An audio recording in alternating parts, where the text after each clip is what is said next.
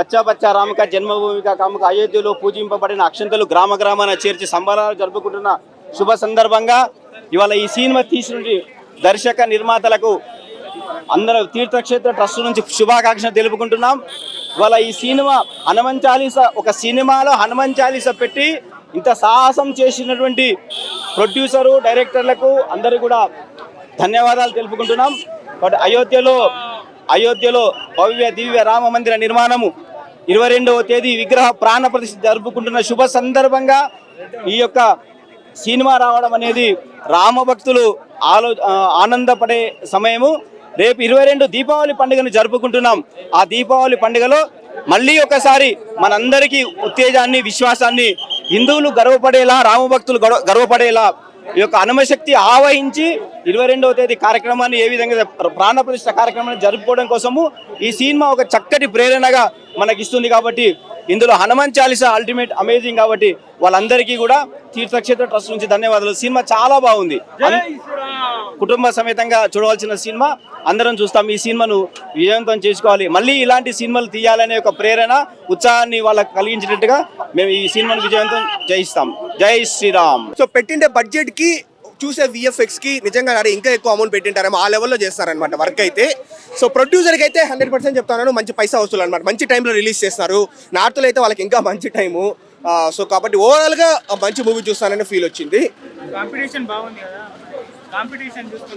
Competition ఉంది. ఇప్పుడు నేనే నైట్ 1 o'clock మూవీకి వెళ్తాను గుంటూరు కారం. అంటే ఎట్లా చూసే వాళ్ళు చూసేయచ్చు అనమాట. మనకు అన్ని మూవీస్ కవర్ చేయొచ్చు. బట్ ఈ కంటెంట్ విషయంలో ఏది బీట్ చేస్తుంది అంటే, ఇప్పటివరకు నేను చూసినది ఒక సినిమానే కదా. గుంటూరు కారం చూసిన తర్వాత అడిగితే 2 సినిమాలు ఏది బెటర్ అంటే నేను అప్పుడు చెప్పగలను. సో ఇప్పుడైతే ఇదే. కాబట్టి బీజిఎం బాగానే ఉంది. సాంగ్ కూడా ఒక సాంగ్ అయితే ఫస్ట్ హాఫ్లో ఒక సాంగ్ ఉంటుంది, బాగుంది అనమాట. ఓవరాల్గా బ్రో మూవీలో వచ్చేసి అన్ని ప్లస్లే. ఒకే ఒక మైనస్ ఏంటంటే అక్కడక్కడ స్లో పేస్ నరేషన్ ఉంటుంది, అదొకటే మైనస్. కానీ రిమైనింగ్ అంతా ప్లస్. హిందీలోనే ఇంకా బెటర్గా వర్కౌట్ అవుతుంది బ్రో. ఇప్పుడు ఎందుకంటే హిందీలో కార్తికేయ 2 మూవీని ఏ లెవెల్లో ప్రైజ్ ఇచ్చినారు వాళ్ళు, వచ్చేసి ఏ లెవెల్లో అక్లైమ్, ఏ లెవెల్లో అక్లాట్స్ వచ్చినాయి.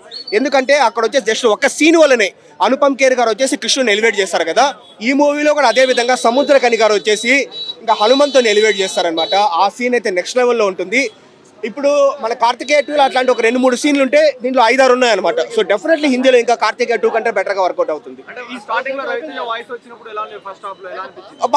బానే ఉంది. ఎంతైనా ఓల్డ్ రవితేజ గారి వాయిస్ కంప్లీట్లీ డిఫరెంట్ కదా. విక్రమార్కుడు కావచ్చు, అస్లాంగ్ కావచ్చు, ఇప్పుడు కూడా బానే ఉంటుంది. బట్ ఆ కోతికి క్యారెక్టరైజేషన్ అంతా కూడా బాగా ఫన్నీగా బాగా జనరేట్ అయింది అనమాట వాయిస్ అండ్ చూపించినారు బ్రో. అంటే నిజం హనుమంతుని మనం చూసినట్లే ఉంటుంది అనమాట మనకు ఫీల్ వచ్చేసి. సో ఆ విధంగా చూపించినారు మనకు. కష్టం బ్రో, ఎందుకంటే సో యాక్టింగ్ కంటే ఇది కంప్లీట్లీ మూవీ వచ్చేసి కంటెంట్ మీద రన్ అయ్యింటే మూవీ అనమాట. తేజాకి ఇంకా మంచి గుర్తింపు రావాలంటే ఒక ఎక్స్ట్రాడినరీ కమర్షియల్ మూవీ తీసుకోవాల్సింది. రేటింగ్ నేను ఇవ్వలేను, బట్ డెఫినెట్లీ చాలా మంచి మూవీ. ప్రతి తెలుగువాడు, ప్రతి ఇండియన్ వచ్చి చూడాల్సిన మూవీ అనమాట. ఎందుకంటే మన చరిత్ర గురించి, ఆ సూపర్ మ్యాన్, బ్యాట్మ్యాన్, స్పైడర్ మ్యాన్లు కాదనమాట, మన ఇతిహాసము, మన చరిత్ర, మన హిస్టరీ, మన దేవుళ్ళ గురించి మనం ఇంకా వివరంగా తెలుసుకుంటాను. ప్రశాంత్ వర్మ గారు చాలా వివరంగా తెలిపినారు. సో ప్రతి ఒక్క చిన్నపిల్లవాడు కావచ్చు, పెద్దవాళ్ళు కావచ్చు, అందరూ వచ్చి హ్యాపీగా చూడొచ్చు. ఎలాంటి అభ్యంతరకరమైన సీన్స్ లేవు. మంచి మూవీ బ్రో, నాకు బాగా ఫిల్మ్ అయితే చాలా బాగుందని. అసలు హనుమాన్ నిజంగా అంటే అసలు చూస్తున్నంతసేపు బోర్ కొట్టారు. విజువల్ వండర్స్ కానీ, స్క్రీన్ ప్లే కానీ, డైరెక్షన్ కానీ ఎక్కడ అసలు బోర్ కొట్టారు. విజువల్స్ ఎంత బాగున్నాయి నిజంగా. అంటే మనం ఆదిపూర్ చూసినాం కదా, దానికన్నా 1000 రేట్ల పెద్దగా అనిపించింది నిజంగా. అంటే పార్ట్ 2 కూడా ఉంది. అసలు తేజ సాధ్య ఎంత బాగా యాక్టింగ్ చేసిండు ఏమన్నాను. అసలుకి ఒక్కొక్క సీన్ అయితే గూస్ బంప్ తెప్పించిన. అసలు ఏంద్రైనా ఇలా ఉంది ఏం కథ అని లాస్ట్ ఎమోషన్ అన్న అగ్గయ్య ఎమోషన్ కూడా చాలా బాగా చేసినాడు అన్న నిజంగా. ఎమోషన్ తోని కూడా కామెడీ కూడా అసలు రవితేజ అసలు డబ్బింగ్ చెప్తాడు కదా, ఆ కామెడీ కూడా మస్తు ఉంటది. అసలు లవ్ స్టోరీతో పాటు నిజంగా ఆ పవర్ ఏముంటది ఏందనేది స్టోరీ అయితే ఉంటది. సినిమా అయితే ఎక్సలెంట్ ఉంది. ఎక్కడ బ్యాక్గ్రౌండ్ మ్యూజిక్ కూడా ఏమన్నా కొట్టిందా. అసలు ఆ విశ్వాసం ఒక్కొక్కటి పోతుంటే అసలు నిజంగా అంటే ఇది కానీ ప్రభాస్ గారి కనబడితే ఎక్కడెక్కడ ప్రపంచ దేశాలు మనమ్మ దద్దరు వెళ్ళిపోయేది. ఆ విధంగా అసలు నిజంగా ప్రభాస్ గారు ఉండింటే మాత్రము దీనికి వేరే లెవెల్ అనిపించింది. హనుమాన్ మాత్రము బీభత్సంగా అసలు ఇంత రెస్పాన్స్ అనుకోలే. అసలు ప్రశాంత్ వర్మ యూనివర్సిటీకి worth Hanuma worth ticket worth cinema అయితే ఎక్సలెంట్ ఉంది. అసలు ఎక్కడ అసలు క్యారెక్టర్లు మాత్రం చాలా బాగుందన్న నిజంగా. అంటే హనుమాన్ సినిమా చూసి ఇప్పుడే బయటకు వచ్చిన నా కంతలు పగిలిపోయాన్న. ఏం తీసిందన్న సినిమా విజువల్ షార్ట్స్ ఉంటాయన్న. ఎమ్మ 3Dలో చూడలేకపోయినా ఏడుపు వచ్చింది అన్న. మళ్ళీ చూస్తాను 3Dలో ఎక్కడ ఉంటే అక్కడికి పోయి చూస్తాను. బెంగళూరులో ఉంటే బెంగళూరు పోయి చూస్తాను. ఏం తీసిండన్న, విఎఫ్ఎక్స్ షార్ట్స్ ఉంటాయన్న. ఎమ్మ యాడ్ నుంచి పట్టుకొచ్చిండో కానీ ఎమ్మ ఏ సినిమాలో చూడలేదన్న. ఎక్కడో రోబోలు అక్కడ ఇక్కడ అవతారులు అక్కడక్కడ చిన్న ఈ కనపడ్డాయి కానీ అవతారు రోబోట్ ఏం పనికి రాదన్న. RRR కూడా నాకు తెలిసి తక్కువే అన్న ఈ సినిమా ముందు. ఏం విఎఫ్ఎక్స్ షార్ట్స్ ఉన్నాయన్న, వైట్ షార్ట్స్. శ్రేయా సజ్జా గారి యాక్టింగ్ మాత్రం పీక్స్ లెవెల్లో ఉంది. ఆయన్ని కొత్త స్టార్ అంటారు. ఆయన న్యాచురల్ స్టార్ అన్న. ఏం యాక్టింగ్ చేసిండన్న, మస్తు యాక్టింగ్ చేసిండన్న. ఈ హనుమాన్ మూవీ అనేది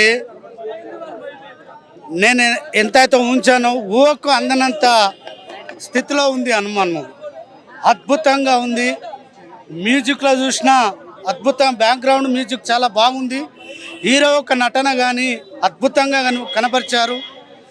ప్రొడ్యూసర్ డైరెక్టరు మనం అనుకుంటాం రాజమౌళి సినిమా చూస్తే ఒక ఊహకందని రీతిలో ఉంటుందని మనం అనుకుంటా ఉంటాం. కానీ ఈరోజు మరో రాజమౌళి ఈ సినిమా చూస్తే కనిపించింది. చివరిన ఒక 10 నిమిషాలు అత్యంత అద్భుతంగా హనుమంతుడు ఆకాశం నుండి దిగొచ్చిండు అన్నట్టుగా ఏ మూవీలో కనిపించాలి కానీ ఈ మూవీలో కనిపించింది. స్టోరీ పరంగా కూడా అద్భుతంగా ఉంది. కొంతమంది బడా వ్యక్తులు ఈ సినిమా ఆడకుండా కొంతమంది అడ్డుకున్నారు. ఎందుకంటే సమాజం ఇలాంటి సినిమా చూడాలండి. సమాజంలో సంస్కారంగా ఉండాలి అంటే ఇలాంటి సినిమా చూడాలి. చిన్న ఒక పేదవాళ్ళు పల్లెటూరు కొంతమంది సినిమా మల్టీప్లెక్స్లో వచ్చి చూడలేరు.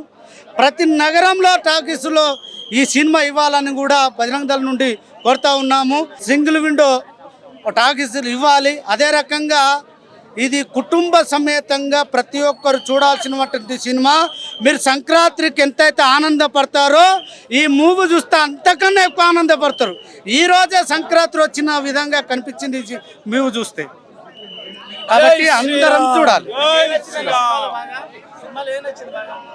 సినిమాలో హీరో యొక్క నటన ఫైట్ చాలా అద్భుతంగా అనిపించింది. చివరన హనుమాన్ చాలీస పెట్టి హనుమంతుడు వస్తుంటే హనుమాన్ చాలీస పెట్టి హీరో యొక్క నటనగానే హనుమంతుడు వచ్చే విధం చాలా అద్భుతంగా కనిపించింది. దీంట్లో మ్యూజిక్ చాలా బాగుంది.